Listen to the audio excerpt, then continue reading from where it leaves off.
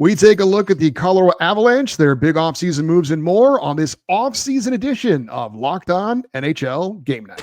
When that final horn sounds, you know it's time for Locked On NHL Game Night. All the post-game reactions to every game across the league, every single night, with insights only the hosts at Locked On can provide.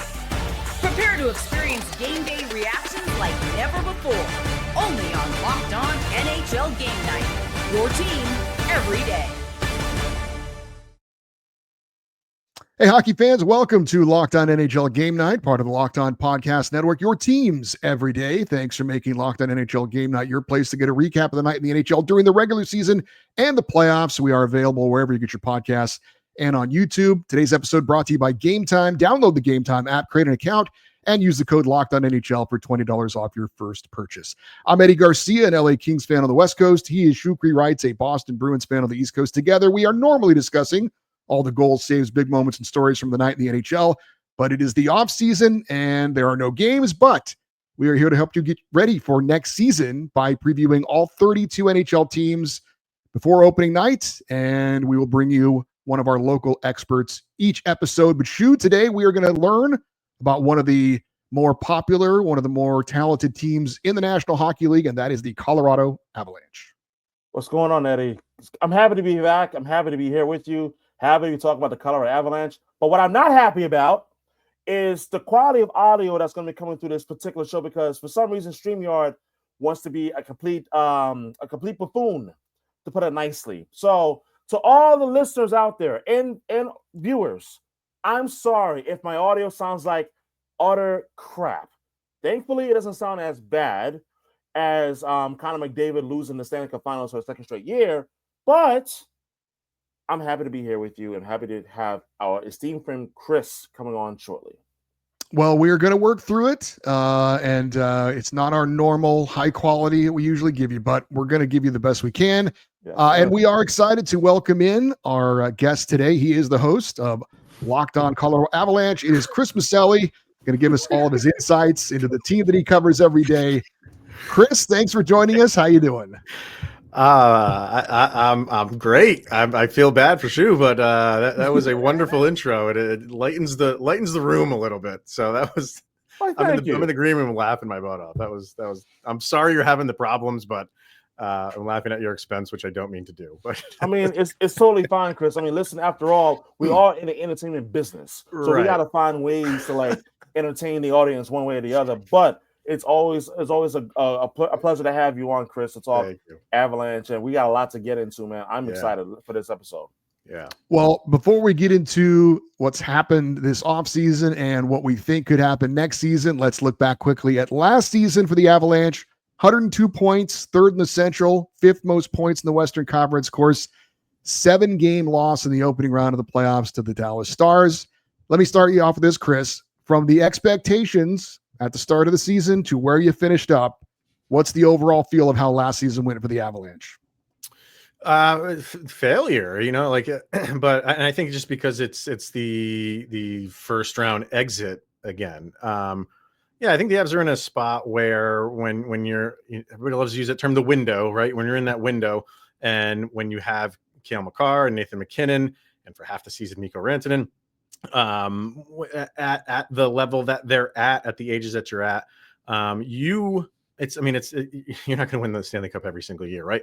But you want to kind of show how solid of a team you are, and that your early exits since you won the cup are starting to pile up, and it's starting to make that Stanley Cup victory 3 years ago seem just like it's getting further and further away every time that you have another year where you're first round exit or a second round exit once. I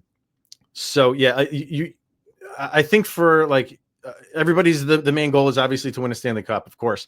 But if you can get to at least a conference final, or of course, the cup final, and you lose that, you can kind of just say we didn't get the ultimate goal, but we were this close. And for the Avalanche, you haven't been able to say that since you won the cup a few years ago, because it's just early exits, and it's not it's really not flying for a lot of people. And I know they're not happy about it. I know the front office is not happy about it. The players aren't happy about it. Fans aren't happy about it. They expect more.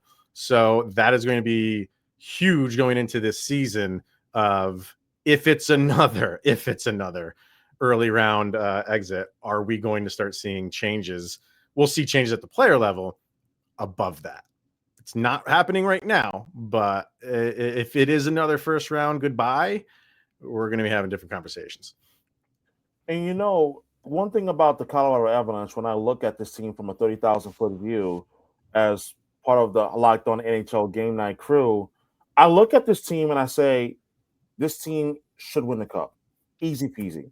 And for those of you that like to say out there, we have the receipts. We know what you said. You said this on this episode. Him and I, Eddie and I, we talked about this during that first round series.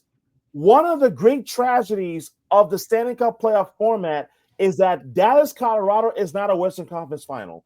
And that the loser of this series is going to be facing tough questions. It's going to be a very difficult loss. And it turned out to be the Colorado Avalanche. Yeah. Now, when you look at just some of the changes that they've made, they traded away Charlie Coyle to Columbus. And there's questions surrounding the roster construction of this team as it goes towards next season. Chris, when you look at the 2025-2026 Colorado Avalanche as they get ready for opening night, which we now know it is Tuesday, October 7th against Eddie's Los Angeles Kings, what's your confidence level in terms of the core guys that are still there from that Cup team? And I'm talking about mainly Landeskog, Cale Makar, obviously Nathan McKinnon, and those guys. Oh, your confidence in those guys is high. I mean, Landeskog is still, hey, you came back and that was an incredible moment. Let's see what happens for next season, right? And if you can continue to play day in and day out. This team right now, as we are recording this, is for your forwards anyway, is your top six is I will put them up against anybody in the league for your top six. Your bottom six right now is very suspect. So I don't think that what we have right now for your bottom six is what it will be for game one. There's still moves to be made. The Avs have been very quiet in the offseason in terms of free agents. They've made some signings. They've made some extensions and things like that. Brent Burns has been their one free agent signing. But they need depth in their forwards without a doubt. Because if they go into the season like with what they have, they are back to a very top heavy team. But like to answer your question about like the confidence level, oh my God, like you have all the confidence in the world in guys like McKinnon, Makar, even beyond that with like Val Nichushkin, which is weird to say because Val has had some problems the past few years with suspensions and things like that. But when he is in there, their record with him and without him is just night and day. He is a key piece to that team. So you're confident when he's in there. I hope we're past all the stuff that he has gone through the past few years. Feels like we are, but hey, anything can happen. But you're confident in this team, and I am confident in the front office. There's a lot of Avalanche fans out there that don't have a lot of faith in Chris McFarland. I do, and I feel like the moves that are yet to be made this offseason, he knows that. He knows he can't go into this regular season with this bottom six. And you also have Logan O'Connor, who's going to be out. He's a big piece of this team too, who plays on your bottom six. He's going to be out for the first about 6 weeks of the season. He had hip surgery a couple weeks ago. So that's a big loss to start the year, but they have to address that stuff. I have confidence that they will.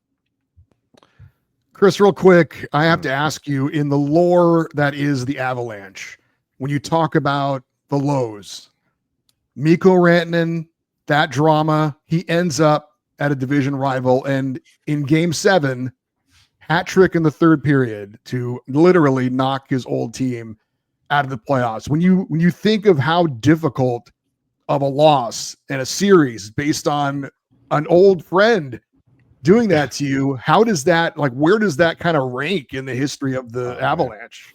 I thought we signed an agreement. We weren't going to talk about that. No, I'm kidding.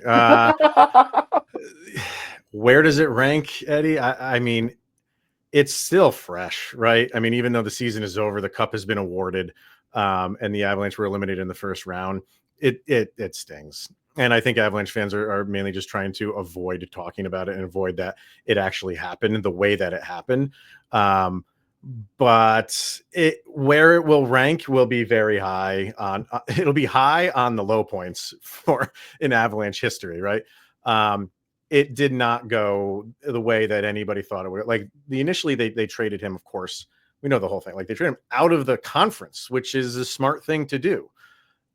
Sure, people are kind of upset about the fact that he got traded to begin with, but it really needed to happen. There was no way they were going to be able to pay McKinnon, him, and eventually Cale Makar. And I've said, like, I think people will really come to accept it more when Cale Makar signs his extension. If Cale Makar signs his extension, but I'm going to say when, because they better not lose him too. And when that dollar amount comes down, then you can kind of like retroactively go back and say, like, how could we have fit Mikko Rantanen into this pool with, they were just lucky to have 3 superstars players on their team, which is very difficult to have and very difficult to pay. So I was after you go through all those stages of grief, and I got to the acceptance point of why you needed to trade him. Now, nobody expected him to get traded again. And oddly enough, Eddie, we were doing a NHL crossover show. I think it was I don't think it was game night, but I think it was just the Lockdown NHL National Chat. You had said when he was on Carolina, hey, it could happen again. And I think everybody was like, never going to happen. It did. And not only to go there, to immediately sign an extension for 8 years, you're like, oh man, now we're gonna have to deal with this for 8 years. And then the way the game happened, you had that game in your pocket. And not only were you up 2-0 with just over 10 minutes to go, and you lost the game, okay, the guy who beat you, it could have been anybody else on that team. It still would have stung, but it has the added just thorn in the side that it was Mikko Rantanen. So yes, that is, I can't think of something that is as soul crushing. There's been every sport fan has soul crushing moments following their team. That one was original, and not many people can say like their team losing happened in that fashion over the course of a season and a playoff. It was bad. All right, up next, we'll get more into the Hurricanes offseason and talk about one of the free agents that might be to come for them. We'll do that next here on Locked On NHL Game Night. You ever decide at the last minute you want to head out to the ball game with friends or family? Maybe it's a game day and you suddenly realize you want to be in the stands. Well, that's exactly where Gametime can help you out. It's the easiest way to grab last-minute tickets without the stress. With the money you save on tickets, you can splurge on food, drinks, merch, or even invite a bigger group to come with you. Gametime makes it possible. Gametime makes buying tickets fast and simple. Prices on the app actually drop the closer you get to first pitch, and they've got incredible last-minute deals, clear seat views, and a lowest price guarantee that takes the worry out of buying. Gametime is the official ticketing partner of Locked On Major League Baseball, making it easy to browse the app for exciting upcoming games of your favorite team. Gametime has last-minute tickets, zone deals, where you can save up to 10% on exclusive events. You can take the guesswork out of buying tickets with Gametime. Download the Gametime app, create an account, and use the code LOCKEDONNHL for $20 off your first purchase. Terms apply. Again, create an account, redeem the code Locked On NHL for $20 off. Download Gametime today. Last minute tickets, lowest price guaranteed. All right, we are continuing with Chris Miceli. He is the host of Locked On Avalanche, talking a little bit about what's been done this offseason. Shu, why don't you lead us off in this segment? Man, I'm sorry, Chris, that Eddie was rude last segment in regards to opening up an old wound. Gotta ask the questions. Goodness grief. I mean, that was rude. Nothing personal. It's just business. I know it's true. It was just business, but that was rude. I mean, good Lord. I mean, if that's the case, I mean, you might as well like just bring up like past baggage of like Colorado Avalanche history, for goodness sakes.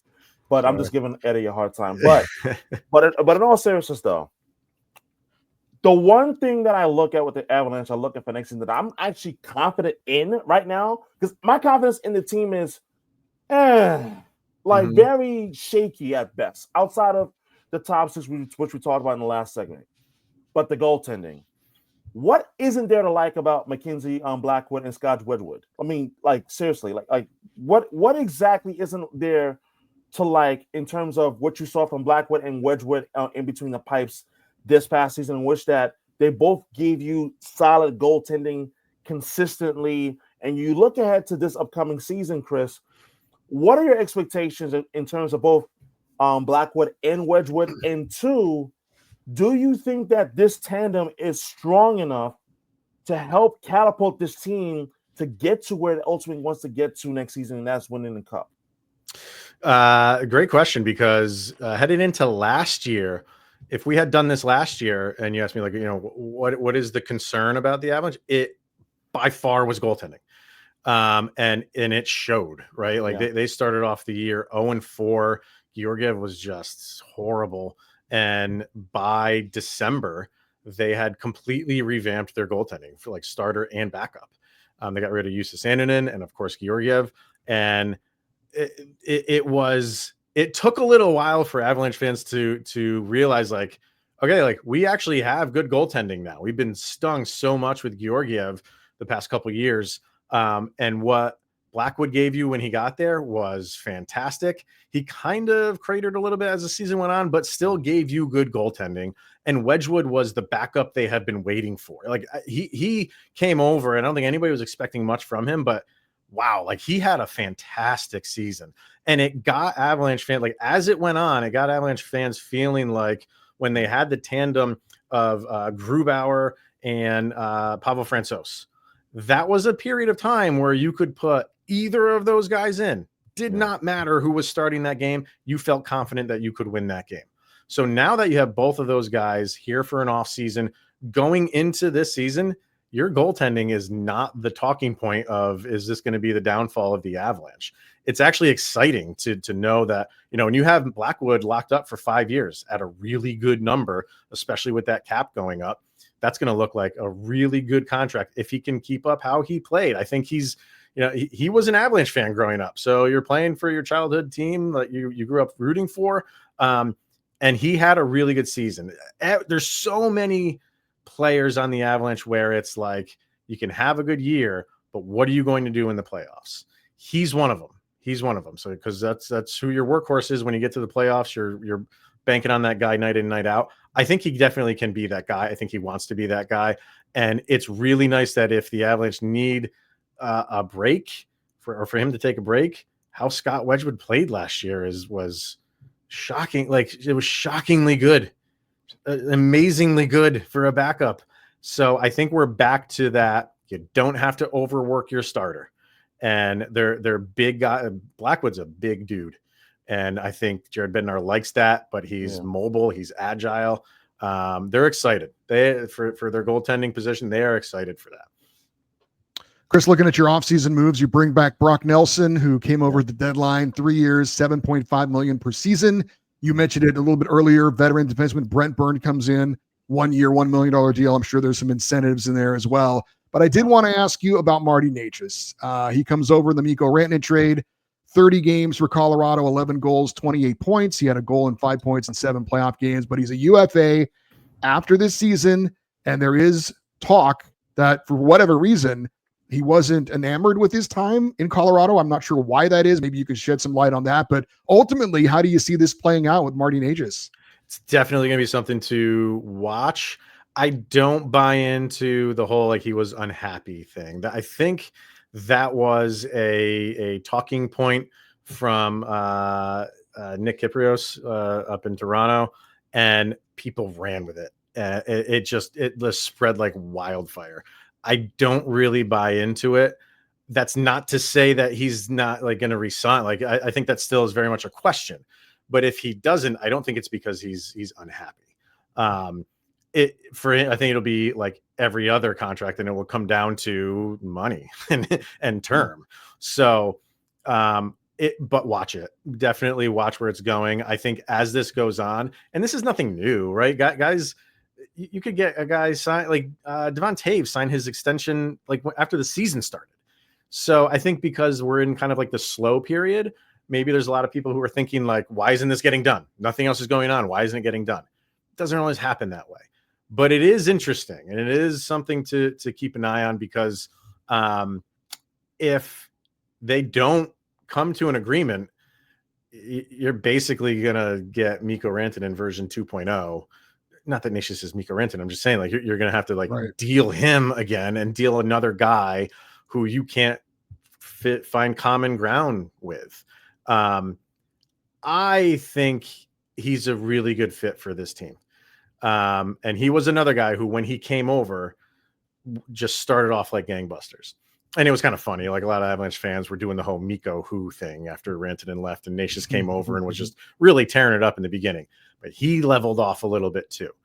So I don't know if it's an Avalanche thing where they want to see what he does in the beginning of the season and see if he can kind of get into a nice flow. If you do that, you run the risk of him saying like, well, then give me more money. So it's a nice cat and mouse game going on right now. But man, if it gets to the point where, yeah, they got to cut bait with him and deal him, that is not going to go over well in Avalanche world. That the guy you traded Mikko Rantanen for is now out the door a year later because you couldn't come to an agreement with him. I think it gets done. If you told me to choose one side or another, I do think it will get done. But every day that it goes on is just more fuel to the fire for the Avalanche faithful, without a doubt. Speaking of fire, blue line. Mm-hmm. I am a stickler, and if for those of you that are watching or listening know by now, I'm a stickler for defensemen. I love defensemen. It's probably my favorite position in hockey because you need your defenseman to be as rock solid as it can be in order for you to win a cup. Mm-hmm. So the Avalanche should go out and they sign Brent Burns, and you add him. Obviously, he's a veteran presence. To what is already a very impressive blue line. You already have Samuel Girard. You obviously have Cale Makar. You have Josh Manson, and as well as the one and only Devon Taves, who, in my opinion, with each and every passing year, is increasing his profile among the elite defensemen in the NHL. So my question to you, Chris, is apart from Cale Makar, we obviously know Cale Makar is the best in the world. That's not debatable. Right. Apart from Cale Makar, who do you look at from that group and you say, you know what? This guy, if he continues to ascend in the right direction, could also could potentially just be as impactful as a Cale Makar, if not at least come close in terms of this team and his cup aspirations for next season. Oh, it's difficult because can anybody really compare to Cale Makar or come close to a Cale Makar? But I will throw out a name of a guy that I'm loving right now. And going into this year, he's going to be given more of an opportunity. Probably will be the third line pairing guy, but those guys get minutes too. And that's Sam Malinsky. He moves like McCarr. He's a beautiful skater. He's got a really nice shot. He has a little bit of a scoring touch. I'd like to see him tick it up a little bit in the scoring department, but I think he plays solid defense. He's fantastic at transitions. He's an exciting guy to watch. They signed him for a 1-year deal. They just signed him. He was restricted, like $1.5 million. So it's a very minimal deal. But if he can prove to them that, hey, I can handle the full season, I think next year you might see some changes coming along and give him more of a role. And someone like Sam Girard, maybe they move on out to free up his $5 million in cap space. But I think they like Sam Girard. They like what he can do. But this is a dollars game. This is a business, right? So that's why they had to get rid of Coyle and Miles Wood to free up cap space. It might be a cap casualty type of thing if someone like Sam Malinsky can kind of take the bull by the horns and use this opportunity. Because he's exciting. He is an exciting guy. And even though he doesn't get, all the accolades, because when you play with Cale Makar and you play with Devon Taves, they're the headlines. But in the trenches for guys like, and he's probably going to be playing with someone like Brent Burns. So he's going to learn a lot from him. And if it's not Burns, it's going to be Josh Manson. We're going to learn a lot from him too. So I'm excited to see what he can do. And then just the defense as a whole, they just went out and signed Dave Haxtell as an assistant coach. And while the Avs, you got Cale Makar, you got Devon Taves, defensively, like their defensive structure has been suspect the past few years. Defensive lapses that lead to goals. It just seems like if they screw up on defense, the goal's in the back of the net. It's nice to have a goalie that can sometimes bail you out of that from time to time now. But Haxtell is known as like, a defensive guy, especially in Seattle. So I want to see what he can bring to the dynamic of this defensive unit and have them playing a little bit more cohesively defensively too. So I look forward to that as well. All right, up next, we'll look at that projected Avalanche lineup for next season and more. That's next on Locked On NHL Game Night.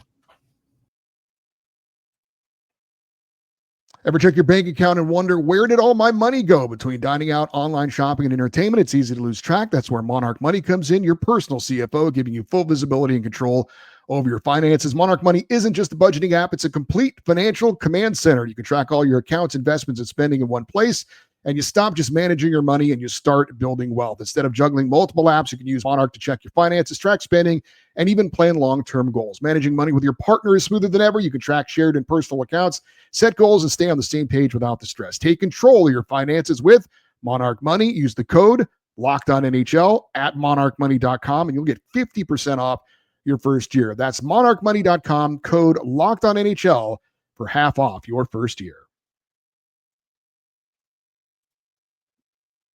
All right, we're wrapping it up with the host of Locked On Avalanche, Chris Miceli. Chris, we're going to take a look at a graphic here. I'll read it off for people who may not be watching on YouTube, but we're going to look at the Avalanche projected lineup here and wanted to get your take on that top line of McKinnon, Necas, and Lehkonen, Nelson, Nichushkin, and Landeskog on the second line, Colton, Drury, Kelly, the third line, and one of my favorites, Ivan on the fourth line with Tynan and Krishapov. Your defense, we just talked about it, Taves, Makar, Manson, Girard, and you mentioned him, Malinsky and Burns, with Blackwood and Wedgwood as your goaltenders. How does that lineup look to you? Are there any camp battles that might change things up, or what is this? Is this look about right or no? For now, like again, that the third line probably might slide Drury into the center spot there and move Colton over to the wing. And then your fourth line right now is it's ping pong balls right now. Like it could, Tynan could be in there. Ivan had he played a handful of games, like a bunch of games last year. Wasn't that bad. Prishapov, I mean, he's like a 7th round pick, but when he was in there, he did okay. I'm afraid it's going to be like a revolving door of guys bringing guys up from the Colorado Eagles, unless you figure this out in the offseason, which I think they will do. But yeah, as of right now, it is a big question mark for that bottom six, because you could even get guys like Matt Steinberg in there from the Colorado Eagles. So your top 9 there is probably who is going to start. Like I said, just slide Drury over into the center spot with Logan O'Connor not going to be there for opening night. And then I would say Ivan for a fourth line guy. And then the other two could be between that. That's where your camp competition will come in. One of the things that I'm most excited to see is, in terms of the next season, and you look ahead, is when you talk about the lineup and you talk about especially the bottom six. The bottom six, as you talked about earlier, it worries me. It looks weak even on paper. Yeah. But when you think about, in comparison to the other Western Conference contenders like Dallas, Edmonton, Vegas, like, where do you see this team stacked up in terms of how it's currently constructed in comparison to the other Western Conference contenders that you're going to be battling out against throughout much of the season? Yeah, it seems like the West is loading up, right? So, yeah. This is a playoff team. They're still a very exciting team. They're a fun team to watch. They play an exciting style of hockey. And when you have guys like Nathan McKinnon being a bull in a china shop whenever he's got the puck, that's fun to watch. Result wise, they find ways to win.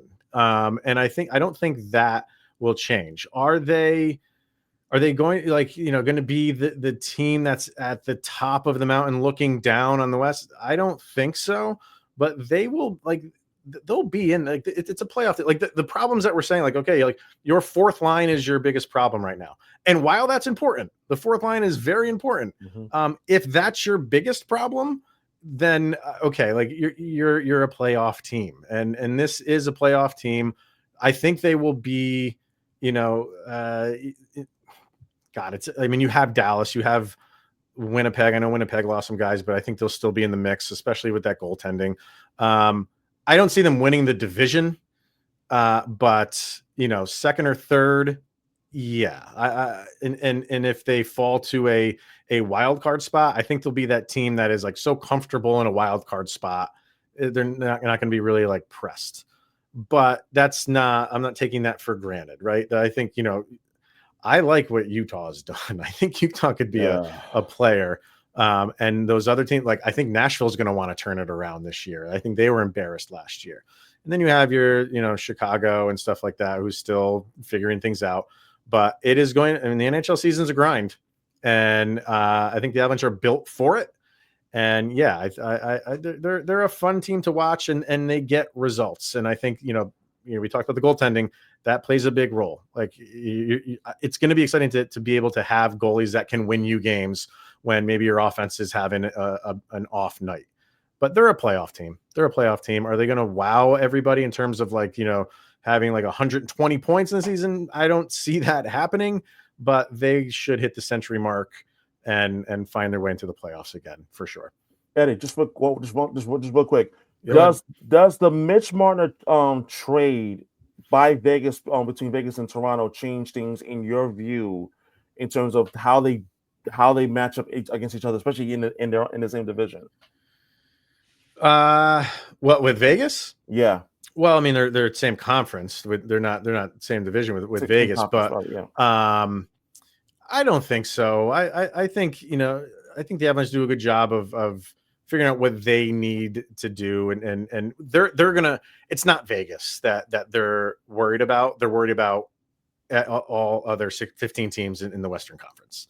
It's not singularly like, okay, Vegas is loading up. What do we have to do to keep up with them? They're going to put the best team together to compete with them and everybody else in the Western Conference. But yes, you have to look at a team like Vegas and be like, all right, those are going to be tough games. Those are going to be difficult games. If you meet them in the playoffs, those are going to be difficult games to win too. And for a long time, we've been saying about that with the Avalanche of when they get to the postseason, they're a difficult team to beat 4 times. I still think that is true. But are they going into playoffs and like the big bad Avalanche? Like I said, I think that Stanley Cup is the shine is worn off a little bit on it, and they don't go into the playoffs as like the big bad team anymore. But you better watch out if you take them for granted, because they'll just attack you. Chris, real quick, Gabriel Landeskog was an amazing story last year. Yeah. I think he's answered a lot of naysayers with him coming back from that very severe injury. Going into this season, are we confident a full season for him and we've put it behind us, or is there still going to be concern? Is he going to be on any kind of a pitch count or anything going forward? What's the future look like for next season? As far as that, I don't know. They haven't really talked about it too much. He has said like, no, I'm coming back with the expectation of like, I'm just going back to how I usually played hockey. And they did that when he came back, even though it was just for the playoffs. They threw him out there. He played a bunch of minutes. There was no kid gloves that they were treating him with. But I don't know the full answer of what to expect from him, because this is still something that nobody has ever come back from. We have no like test run of somebody else that we can say like, well, they did it, because nobody's done it coming back from this surgery. Yeah, you had I think it was Lonzo Ball in basketball who's done it. Mm-hmm. But I think I heard like he's had some problems. I don't know if it's with the knee or something, but whatever. In hockey world, nobody's come back from it. So he looked like the Gabe Landeskog of old when he was in the playoffs. So that is like encouraging. But he's got to play games before we really get over that.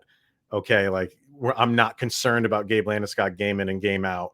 And I'm not looking the next day after a game of saying like, oh, he's not feeling so good, he's going to take the game. Maybe they do. Maybe they have some, like you said, like a pitch count or hold them out a game here and there, but they haven't said what they're going to do yet.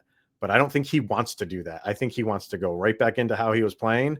I think if we get past like a month of games and you hear nothing about it, you're a little bit more confident that like, okay, like it's feeling good. He can finish out the season and have the regular bumps and bruises that you get for an NHL season. But I don't know, man. I hate saying I don't know, but I don't think anybody knows. They just got to see him play games. And I think they're confident that he's going to be able to do that. He is Chris Miceli. He is our local expert of the Colorado Avalanche. If you are an Avs fan, you need to subscribe to Locked On Avalanche for all the news and opinions on the team, off season, during the season. Chris, we greatly appreciate it. It was great learning more about the Avalanche. Thank you for your time, and best of luck to your Avalanche next season, except opening night. I was just going to say, I'll see you opening night. Thanks, right, guys. Chris. Thanks, Chris. Thank you, buddy. Hey, that'll do it for our offseason edition of Locked On NHL Game Night. Want to get your thoughts on the Avalanche. If you're watching on YouTube, put your comments in the comments section. Also, please like and subscribe. Shu and I and our buddies Cam Stewart and Tyler Feldman are going to be here all offseason, all 32 teams, previewing them up to the 2022-26 or 2025-26 season. Yeah. So if you missed any of our offseason previews from other teams, you can check them out at any time you want. Looking forward to continuing to learn more about teams' off seasons and looking forward to next season. I'm Eddie Garcia. He's Shukri Wrights. Thank you for listening and watching Locked On NHL Game Night, part of the Locked On Podcast Network, your teams every day.